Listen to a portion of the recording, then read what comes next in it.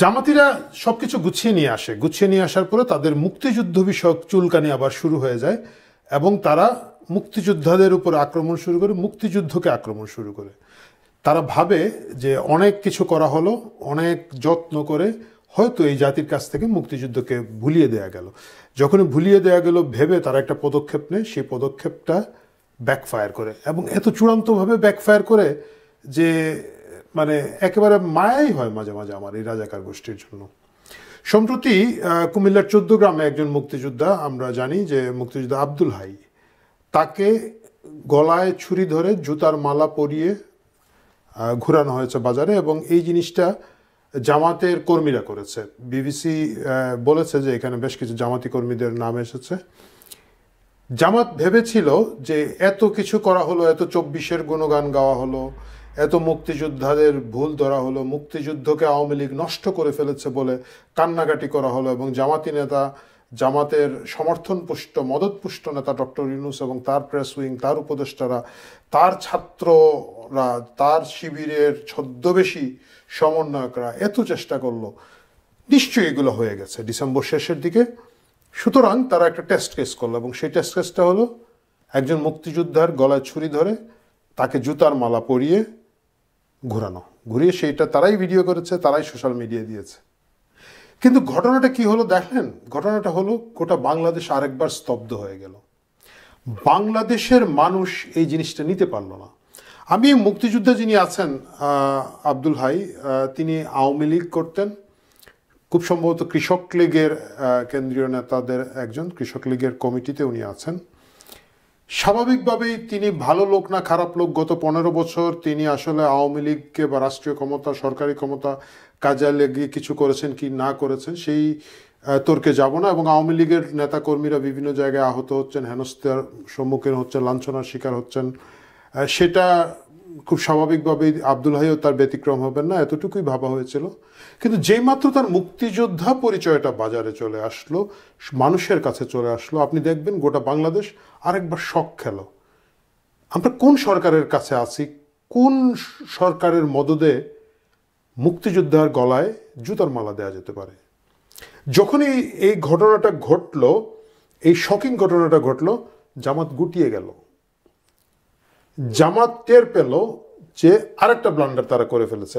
প্রিয় দর্শক, আপনাদের মনে আছে 2007 সালে এরা একই কারবার করেছিল। তারা একটা ফেক কিছু মুক্তিযোদ্ধাদের বানিয়ে প্রেস ক্লাবে একটা জামাতি মুক্তিযোদ্ধা সংগঠন শুরু করেছিল, যেখানে একজন সাধারণ শ্রমিক মুক্তিযোদ্ধা গিয়েছিলেন। উনি মুক্তিযোদ্ধার অনুষ্ঠান শুনে প্রেস ক্লাবে ঢুকে পড়েছিলেন এবং এই জিনিসটা দেখার পরে তিনি প্রতিবাদ করেছিলেন। সেই প্রতিবাদের পরে শিবিরের ছেলেরা তার পিঠে ফ্লাইং কিক মেরেছিল। সেই ফ্লাইং কিকের কারণে ওই সময় 2007-08 সালের সময় গোটা দেশ স্তব্ধ হয়ে গিয়েছিল। যুদ্ধাপরাধীদের বিচারের দাবিতে মানুষ সোচ্চার হয়েছিল। তার ফলশ্রুতিতে 2008-এ নির্বাচন, আওয়ামী লীগ প্রতিশ্রুতি দিয়েছিল এই বিচার করবে এবং সাধারণ তরুণ, সাধারণ মানুষ, সাধারণ জনগণ এই বিচারের কারণে আওয়ামী লীগকে সমর্থন করে আওয়ামী লীগকে রাষ্ট্র ক্ষমতায় নিয়ে এসেছিল। জামাতের সেই ব্লান্ডারের পর আরেকটা ব্লান্ডার হচ্ছে এবার তারা করলো জুতার মালা গলায় দিয়ে। তারা একজন বীর মুক্তিযোদ্ধা, যার প্রায় 90 বছর বয়স, এই বৃদ্ধকে তারা নির্যাতন করতে গিয়েছে। কিন্তু এই গোটা পরিস্থিতিতে সবচেয়ে বেশি স্মার্টলি খেলেছে আমার যেটা মনে হয়, যে কারণে আমি আজকে এই ভিডিওটা করেছি, সেটা হচ্ছে বিএনপি। মুক্তিযোদ্ধা আব্দুল হাই যদিও আওয়ামী লীগের একজন নেতা, আওয়ামী লীগের অঙ্গ সংগঠনের কেন্দ্রীয় নেতা, কিন্তু এই অপমানের, মুক্তিযুদ্ধের উপর অবমাননার বিরুদ্ধে স্থানীয় বিএনপি একটা বিশাল, বেশ বড় মিছিল করেছে এই প্রতিবাদে, এই সম্মানহানির, মুক্তিযুদ্ধের সম্মানহানির বিরুদ্ধে।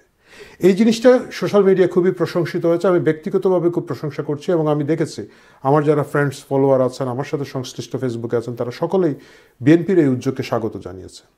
এর মাধ্যমে বিএনপি একটা পরিষ্কার বার্তা দিয়েছে, জামাতের সাথে তাদের যে ব্যবধান, জামাতের সাথে তাদের যে দূরত্ব, সেটা সুস্পষ্ট করার ক্ষেত্রে এই মিছিলটা আমার কাছে মনে হয় সবচেয়ে গুরুত্বপূর্ণ হিসাবে কাজ করবে। একেবারে একটা পরিষ্কার সিগন্যাল তারা দিয়েছে। এখন এর মাধ্যমে নতুন করে প্রশ্ন উঠেছে, তাহলে বিএনপি কি মুক্তিযুদ্ধের সপক্ষের দল হিসেবে পরিচিত পেতে পারে? মুক্তিযুদ্ধের সপক্ষের দল হিসেবে কি বিএনপিকে অ্যাকসেপ্ট করে নেওয়া যেতে পারে? সাধারণ মানুষ কি সেটা অ্যাকসেপ্ট করে নেবে? এই প্রশ্নটা কেন এসেছে, কিভাবে এসেছে, সেটা আমি বলি। আমার ব্যক্তিগত অভিজ্ঞতা হচ্ছে 2013 সালের গণজাগরণ মঞ্চে আমরা যখন কাজ করেছি, সাধারণ মানুষের যে সম্পৃক্ততা ছিল, সকলের একটা কমন দাবি ছিল যে বাংলাদেশে রাজনীতি করতে হলে মুক্তিযুদ্ধকে অন করতে হবে। আমরা চাই সরকার এবং বিরোধী দল দুখানে মুক্তিযুদ্ধের সপক্ষের শক্তি থাকুক। এই যে মুক্তিযুদ্ধের সপক্ষের শক্তি নামে একটা কথা আছে, এবং এই টার্মটাকে যে আওয়ামী লীগ এককভাবে বছরের পর বছর দখল করে রেখেছে, এর থেকে মুক্ত করার প্রয়োজন আছে। আওয়ামী লীগ একা মুক্তিযুদ্ধের সপক্ষের দল হিসাবে, বা আওয়ামী লীগের সাথে তাদের যে জোট আছে, জাসদ বলুন বা অন্যান্য ওয়ার্কার্স পার্টি, আরও কিছু বামপন্থী সংগঠন আছে, তাদের সাথে বাম এবং ডানপন্থী, শুধু তারাই মুক্তিযুদ্ধের সপক্ষে শক্তি হবে তা কিন্তু নয়। মুক্তিযুদ্ধ করেছিল 7 কোটি বাঙালি, মুষ্টিমেয় কিছু জামাত মুসলিম লীগার ছাড়া সকল বাঙালি মনে প্রাণে মুক্তিযুদ্ধের সাথে ছিল। সুতরাং বাংলাদেশের সকল রাজনৈতিক দল মুক্তিযুদ্ধের সপক্ষের রাজনৈতিক দল হবে, সেটাই প্রত্যাশিত ছিল। কিন্তু বিভিন্ন সময় আমরা দেখেছি, বিশেষ করে 2001 সালে জামাত বিএনপিকে বিভিন্নভাবে ব্যবহার করেছে এবং ধীরে ধীরে বিএনপিকে মুক্তিযুদ্ধের সপক্ষের শক্তির পরিচয় থেকে বিচ্ছিন্ন করতে পেরেছে। এবং এই বিচ্ছিন্ন করায় বিএনপির কি আদৌ কোনো লাভ হয়েছে? বিএনপির কোনো লাভ হয় না, বিএনপির ক্ষতি হয়েছে। এই ক্ষতিটা এইভাবে হয়েছে, আমি যদি বলি যে আওয়ামী লীগ গত 15 বছর যে ছিল, মধ্যবিত্ত একটা বড় শ্রেণী বিশ্বাস করত যে যদি আওয়ামী লীগ না থাকে মুক্তিযুদ্ধের পক্ষের শক্তি সরকারে থাকবে না, এবং মুক্তিযুদ্ধের বিপক্ষ শক্তি পরিষ্কারভাবে পাকিস্তানবাদী লোকজন এই দেশে আসবে এবং তারা এই হল্লাগুল্লা করবে, যেটা এখন আমরা দেখতে পাচ্ছি। ধর্ম সংখ্যালঘুদের উপরে নির্যাতন বিভিন্ন জায়গায়, ঢাকা বিশ্ববিদ্যালয়কে এখন ব্যারিকেড দিয়ে দিয়েছে, দিয়ে শিবিরের পোলাপান ওইখানে ট্রাফিক কন্ট্রোল করছে, এইসব খবর আমাদের কাছে আসছে। সো এই ভীতি থেকেই কিন্তু আওয়ামী লীগকে অপছন্দ করেও, আওয়ামী লীগকে একেবারে ডিজোন করেও অনেক লোক আওয়ামী লীগের পক্ষে ছিল, যে ভাই মুক্তিযুদ্ধের জায়গাটা রাখতে হবে। মুক্তিযুদ্ধের এই স্মৃতিটা যে এত গুরুত্বপূর্ণ, বাঙালির কাছে এত আবেগপূর্ণ, এটা জামাত টের পাচ্ছে না, সাধারণ মানুষ টের পাচ্ছে। এবং এটা টের পাচ্ছে, এর প্রমাণ হচ্ছে এই যে মুক্তিযোদ্ধা আব্দুল হাইয়ের উপর জুতার মালা দেওয়ার সাথে সাথে প্রতিক্রিয়া থাকে, বা এর কিছুদিন আগে যদি দেখেন জাতীয় সঙ্গীত নিয়ে যখন প্রশ্ন উঠেছে, তখনকার সময় থেকে এই প্রশ্নটা এসেছে। মানুষের জনমানুষের স্মৃতিতে, আমরা যেটাকে বলি কালেকটিভ মেমোরি, জনগণের স্মৃতিতে মুক্তিযুদ্ধ খুবই একটা আবেগের জায়গা। এবং সেই আবেগের জায়গায় জামাত কখনো করতে পারবে না, কারণ তারা এর বিরোধিতায় ছিল, কিন্তু বিএনপি করতে পারবে। এবং বিএনপির জন্য আমার কাছে মনে হয় এটা করা খুবই গুরুত্বপূর্ণ। একটা সময় বিএনপি এই দেশে 80-র দশকে সবচেয়ে জনপ্রিয় রাজনৈতিক দল ছিল তরুণদের কাছে। বিশেষ করে আপনি যদি দেখেন 1986 সালের পরে 90 সালে, 91-তে বিএনপি ক্ষমতায় আসে, এই যে সময়টা ছিল, এই সময়ে জাতীয়তাবাদী ছাত্র দল বা ছাত্রদের সংগঠন যেটা বিএনপির আছে, তারা কিন্তু একচেটিয়া জনপ্রিয়তা ছিল। আপনি দেখেন ডাকসু নির্বাচনে তারা একক প্যানেল দিয়ে একবার কাছাকাছি গিয়েছিল, একবারে সম্মিলিতর বিরুদ্ধে, পরবর্তীতে জিতেছে, আমান খোকন প্যানেলটা জিতলো। এবং বাংলাদেশের সকল ইকসু, বুয়েট, তারপরে রাজশাহী বিশ্ববিদ্যালয়, খুলনা বিশ্ববিদ্যালয়, চট্টগ্রাম বিশ্ববিদ্যালয়, মেডিকেল কলেজগুলোর যতগুলো ছাত্র সংসদ হয়েছে, প্রায় অধিকাংশ, প্রায় বলতে গেলে একচেটিয়াভাবে জাতীয়তাবাদী ছাত্রদল তখন জনপ্রিয় সংগঠন হিসাবে ছাত্র সংসদগুলো জিতেছে। তখন কি ছিল বিএনপি? তখনকার বিএনপি কিন্তু মুক্তিযুদ্ধকে কোনো না কোনোভাবে অন করত। শাহরিয়ার কবির তার একটা সাক্ষাৎকারে বলেছিলেন, যখন 92 সালের ঘাতক দালাল নির্মূল কমিটির আন্দোলন শুরু হয়, বিভিন্ন জায়গায় তারা যে সাহায্যগুলো পেয়েছেন, বিভিন্ন জায়গায় জামাত শিবিরের আক্রমণ প্রতিহত করার ক্ষেত্রে, সেখানে প্রগতিশীল ছাত্র সংগঠনগুলো যারা ছিল, জাতীয় ছাত্রলীগ ছিল, বাংলাদেশ ছাত্রলীগ ছিল, জাসদের যে ছাত্রলীগ আছে তারা ছিল, তার বাইরে জাতীয়তাবাদী ছাত্রদলের ব্যাপক সংখ্যক নেতাকর্মী কিন্তু শাহরিয়ার কবিরদেরকে সহায়তা করেছেন। সরাসরি তো প্রত্যক্ষভাবে না করলেও পরোক্ষভাবে এদের একটা সংশ্লিষ্ট ছিল, এটা কিন্তু শাহরিয়ার কবিরের সাক্ষাৎকারে আছে। সেই সময়কার বিএনপির স্লোগানগুলো যদি আপনি চিন্তা করেন, কমন স্লোগান ছিল স্বাধীনতার ঘোষক জিয়া, ল ল ল সালাম। মানে তাদের মিছিল শুরুই হয়তো মুক্তিযুদ্ধকে অন করে। বিএনপির ভিতরে প্রচুর মুক্তিযোদ্ধা আছেন, জিয়াউর রহমান নিজে সেক্টর কমান্ডার ছিলেন, তার বাইরে ওই সময়কার যারা সশস্ত্র মুক্তিযুদ্ধ করেছেন, একবারে মীর শওকত বলেন বা অনেক কর্নেল অলির কথা বলেন, এখন মেজর হাফিজ আছেন, এদের মতো যারা সেনাবাহিনীতে ছিলেন, সশস্ত্র মুক্তিযোদ্ধাদের একটা বড় অংশ, খেতাবদারি মুক্তিযোদ্ধাদের একটা বড় অংশ কিন্তু বিএনপির রাজনীতিতে, বিএনপির যাত্রা শুরু থেকে ছিলেন। সো মুক্তিযোদ্ধাদের দ্বারা তৈরি একটা রাজনৈতিক দল, যদিও এই দলের মধ্যে শাহ আজিজ সহ অনেক আব্দুর রহমান বিশ্বাস সহ অনেক ঘাতক দালাল এবং পাকিস্তানপন্থী দালালদেরকে পরবর্তীতে সংশ্লিষ্ট করা হয়েছে, কিন্তু মুক্তিযোদ্ধাদের একটা বড় স্টেক হোল্ড ছিল। বা আপনি যদি দেখেন একেবারে গেরিলা যোদ্ধা, ঢাকার গেরিলা যোদ্ধা সাদেক হোসেন কোকা, একজন একেবারে একটা কিংবদন্তি যোদ্ধা ছিলেন। সাদেক হোসেন কোকার মতো লোকজনও কিন্তু বিএনপির নেতা হিসাবে কাজ করেছেন, মুক্তিযুদ্ধকে ওন করে এই বিএনপি ছিল। কিন্তু 2001-এর ঘটনার সময় তারা যখন জামাতের সাথে এককভাবে নির্বাচন করলো, সেই নির্বাচন করতে গিয়ে তারা কি করলো, তারা ধীরে ধীরে মুক্তিযুদ্ধকে ডিজোন করা শুরু করলো। এই ডিজোন করার সাথে সাথে তরুণদের মধ্য থেকে তাদের জনপ্রিয়তা কমে গেছে। আপনি যেভাবে দেখেন, এখন কি অবস্থা আমি জানি না, ক্যাম্পাসের খবর বলতে পারবো না, কিন্তু জাতীয়তাবাদী ছাত্রদল ব্যাপকভাবে দুর্বল হয়েছে আমি যদি বলি, কারণ তরুণদের মধ্যে থেকে মুক্তিযুদ্ধের জায়গাটা ছিল না।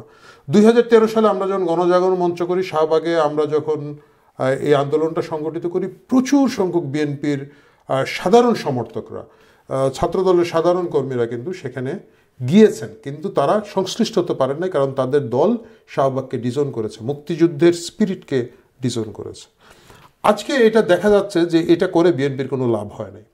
যেইমাত্র 5ই আগস্টের পট পরিবর্তন হয়েছে, জামাত তার নিজের চেহারায় ফেরত এসেছে এবং তারা এককভাবে আরও কিছু ইসলামিক দলকে সাথে নিয়ে জোট করে ক্ষমতায় যেতে চাচ্ছে, এবং তারা বিএনপির বিরুদ্ধে একেবারে একটা বড় আকারে প্রোগ্রাম শুরু করেছে, ক্যাম্পেইন শুরু করেছে। আপনি দেখবেন সম্প্রতি শুরু হয়েছে যে টেম্পু স্ট্যান্ড দখলকারী হিসাবে বিএনপিকে বলা হচ্ছে। এই পুরা লেভেলিংটা, ব্র্যান্ডিংটা জামাত করছে। এর পাল্টা হিসাবে বিএনপি যখন এই যে মুক্তিযুদ্ধ আব্দুল হায়ের অপমানের বিরুদ্ধে গিয়ে একটা প্রতিবাদ মিছিল করেছে, একটা সিগন্যাল দিয়েছে, এটাকে শুভ হিসাবে ধরতে হবে।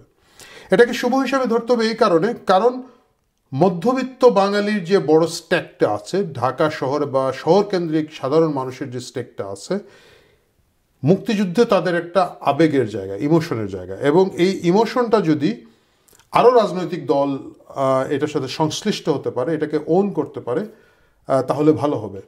এবং বিএনপি সেদিকে যাচ্ছে, এটা আমার কাছে মনে হয় বিএনপি রাজনীতির জন্য ভালো হবে। জামাতের সাথে তাদের এই জায়গাটা খুব পরিষ্কার ব্যবধান তারা তৈরি করতে পারবে, এবং করতে পারলে মধ্যবিত্তের একটা বড় সাপোর্ট বিএনপি পেতে পারে। আওয়ামী লীগ বর্তমানে বেশ কিছু জায়গায় ব্যাগেজ আছে। আওয়ামী লীগের ব্যাগেজ আছে দুর্নীতি নিয়ে। আওয়ামী যেহেতু তারা দীর্ঘদিন ধরে ক্ষমতায় ছিল, তাদের অনেকগুলো সাফল্যের পাশাপাশি অনেক ব্যর্থতা নিয়ে জনগণ কথা বলবে। দুর্নীতি, বিশেষ করে ব্যাংকের তহবিল তসরুপ, একটা বিগ ইস্যু ছিল এতদিন। জুলাই আগস্টের ছাত্র হত্যা, এই আন্দোলনকে কেন্দ্র করে আওয়ামী লীগ এখন পর্যন্ত যদিও বলে বেড়াচ্ছে যে এটা বহিরাগত শক্তির মাধ্যমে এই ছাত্র হত্যা হয়েছে বা কিছু, বাট এটা খুব বড় আকারে তারা এস্টাবলিশ করতে পারে নাই। এই জায়গাটায় গিয়ে আওয়ামী লীগের একটা ব্যাপক সংখ্যক সমর্থকরা আছেন যারা, বললাম যে আওয়ামী লীগকে ডিজোন করেও শুধু মুক্তিযুদ্ধের প্রশ্নে আওয়ামী লীগের সাথে ছিলেন, তাদের কাছে বিএনপি একটা সম্ভাব্য বিকল্প হতে পারে। বিশেষ করে জামাত এবং বর্তমানের যে ছাত্র শক্তি বা ছাত্র সমন্বয়ক যারা আছেন, এদের তো অর্ধেক তো শিবির, তারাই বলে, বাকিরা শিবির ভাবাপন্ন, বা এই ভাবাপন্নদের যে রাজনৈতিক দলটা তৈরি হবে, এবি পার্টির লোকজন সহ যে রাজনৈতিক দলটা তৈরি হচ্ছে, এরাও কিন্তু মুক্তিযুদ্ধকে ডিজোন করে যাচ্ছে, মুক্তিযুদ্ধকে বিরোধিতা করে যাচ্ছে। সেই জায়গায় যে স্পেস তৈরি হচ্ছে, বিএনপি এখানে একটা একক রাজনৈতিক শক্তি হিসাবে যদি আবির্ভূত হয়, এটা বিএনপির রাজনীতির জন্য ভালো হবে, সাধারণ মানুষের জন্য ভালো হবে, এবং প্রোগ্রেসিভ জায়গাটায় যাবে। বিএনপির বেশ কিছু ব্যাগেজ নাই, এবং এই ক্ষেত্রে আওয়ামী লীগের একটা বড় পুঁজি হচ্ছে মুক্তিযুদ্ধ। আওয়ামী লীগের যদি আপনি দায় দেনা দেখেন একদিকে, আরেকদিকে পুঁজি দেখেন, এই দায় দেনা বাইরে আওয়ামী লীগের বড় পুঁজিটা হচ্ছে মুক্তিযুদ্ধ, যেখানে তারা এককভাবে রাজনৈতিক দল হিসাবে নেতৃত্ব দিয়েছিলেন এবং এর ঐতিহ্যকে তারা ধারণ করে এসেছেন। তারা সেটাকে যে কোনোভাবে হোক রাজনীতিতে প্রাসঙ্গিক রেখেছেন। এই জায়গাটা যদি বিএনপি আওয়ামী লীগের সেই পুঁজিতে হাত দেয়, এটা টেকনিক্যালি আওয়ামী লীগের জন্য আগামী নির্বাচনে ক্ষতিকারক হবে, কিন্তু বিএনপির জন্য লাভবান হবে। বিএনপি আমি জানি না আগামীতে এই জিনিসটা বিবেচনা করছে কিনা বা করবে কিনা, বাট মুক্তিযুদ্ধ আব্দুল হায়ের অপমানের প্রতিবাদে বিএনপির এই মিছিল সিগন্যাল দিচ্ছে যে বিএনপি এই জায়গাটাকে বেশ সিরিয়াসলি দেখছে। আমাদের কাছে আরও বেশ কিছু কথাবার্তা আসতেছে। সম্প্রতি জামাতের আমির লন্ডনে এসেছিলেন এবং তার সাথে তারেক রহমানের কোনো বৈঠক হয় নাই, এরকম কোনো বৈঠকের খবর আমার যতগুলো সোর্স আছে লন্ডনে তারা দিতে পারেন নাই, এবং এতে ধারণা করা হচ্ছে বিএনপি এবং জামাত বেশ আলাদা পথে এখনো হাঁটছেন। যদিও প্রো জামাতি একটা ব্লক চেষ্টা করছে এই বিএনপি এবং জামাতকে একসাথে একজোটে নিয়ে আসার, তারা এটা নিয়ে অনেক আহাজারি করছেন। কিন্তু শেষ পর্যন্ত বিএনপি কি করে এটা দেখার বিষয়। বিএনপি যদি মুক্তিযুদ্ধকে ধারণ করে, যেহেতু তাদের সেই লিগেসির জায়গাগুলো আছে, আপনি দেখেন যেমন এই মুক্তিযুদ্ধ বিষয়ক মন্ত্রণালয়, এটা কিন্তু বিএনপির তৈরি। 2001 সালে আসার পরে, তারা ক্ষমতায় আসার পরে অক্টোবরে নির্বাচন করে 23শে অক্টোবরে কিন্তু তারা মুক্তিযুদ্ধ বিষয়ক একটা আলাদা মন্ত্রণালয় তৈরি করেছেন। সো তাদের বলার মতো অনেক কিছু আছে। প্রশ্ন হচ্ছে তারা কি সেগুলো বলবে, নাকি তারা আবারও জামাতের ফাঁদে পা দিবে। এবং জামাতের ফাঁদে পা দিলে যে লাভ হয় না, মুক্তিযুদ্ধ আব্দুল হাইয়ের ঘটনার সাধারণ প্রতিক্রিয়া দেখলে এটা বোঝা যাবে। জাতীয় সঙ্গীত পরিবর্তনে গোলাম আজমের ছেলের প্রস্তাবের সাধারণ মানুষের প্রতিক্রিয়া দেখলে এটা বোঝা যাবে। সাধারণ মানুষ আন্দোলন 24 সবকিছু ধারণ করছে, মুক্তিযুদ্ধকে বাদ দিয়ে নয়। এই জিনিসটা যত রাজনৈতিক দল টের পাবেন, যত রাজনৈতিক দল বুঝতে পারবেন, যত তারা ধারণ করবেন, সেটা তাদের রাজনীতির জন্য ভালো হবে। প্রিয় দর্শক, আমরা সকলেই উন্মুখ হয়ে অপেক্ষা করব আগামী রাজনীতিতে মুক্তিযুদ্ধকে সকল দল কিভাবে ধারণ করছে সেটা দেখার জন্য।